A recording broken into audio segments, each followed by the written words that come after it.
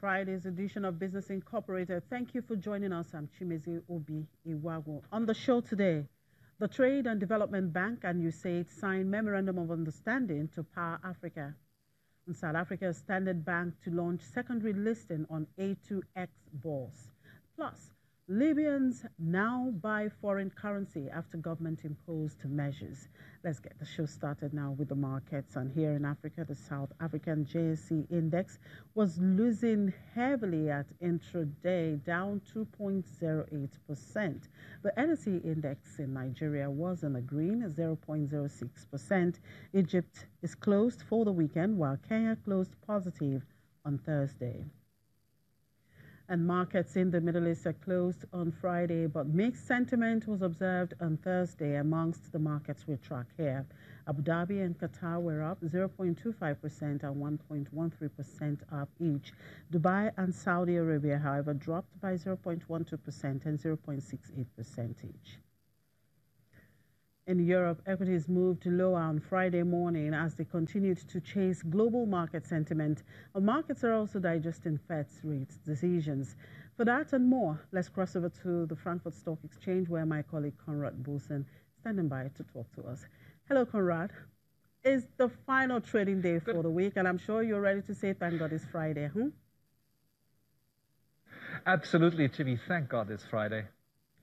Yeah, so let's look at the Fed's rate decision. They left the key interest rates unchanged, but the U.S. Reserve Bank also talked about how strong the U.S. economy is.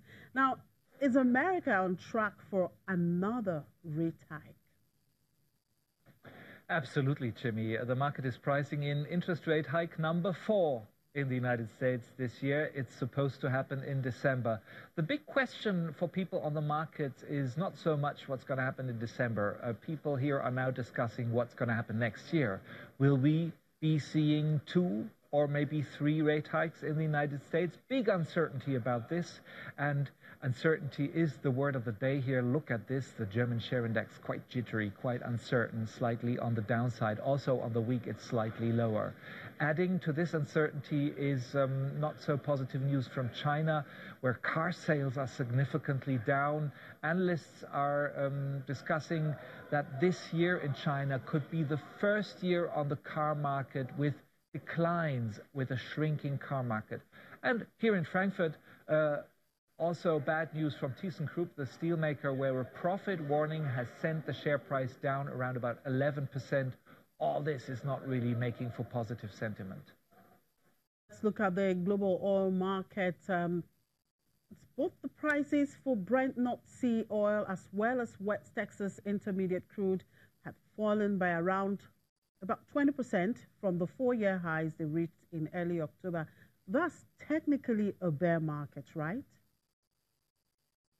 Absolutely, Jimmy. That's technically a bear market. And the reason behind this is that despite the Iran sanctions, supply on the oil market is up in both North America and also here in Europe.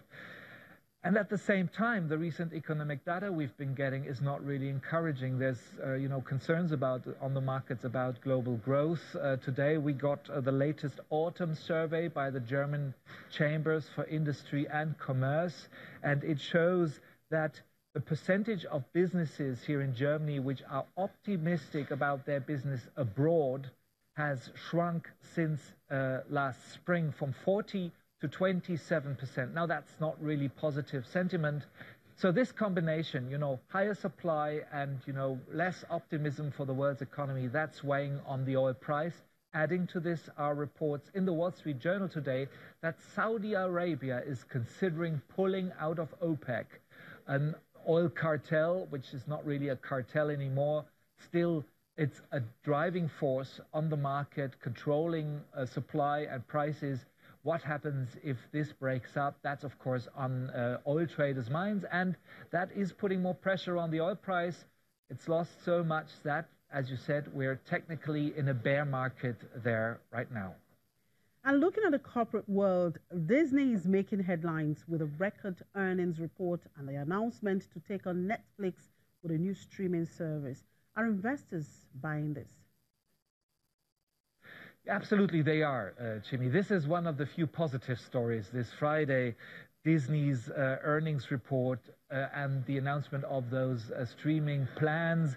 The Star Wars series could be one source of content for those streaming services. Of course, if you talk to people, Star Wars, I'm not that much of a Star Wars fan, but many people are, and if you tell them that Star Wars can be, subscribed to on a streaming service, many people will probably do this. But also in the classical feature film business, the movie theater business, this earnings report really was a very, very strong one. Black Panther, The Avengers, just to mention two big movies, blockbusters for Disney, which caused, those earnings during the last quarter to be record earnings. The share price is up today here, and Disney's shares are up since the beginning of this year, 15%. And that's remarkable, I think, because, well, all this investment in streaming and content also costs a lot of money.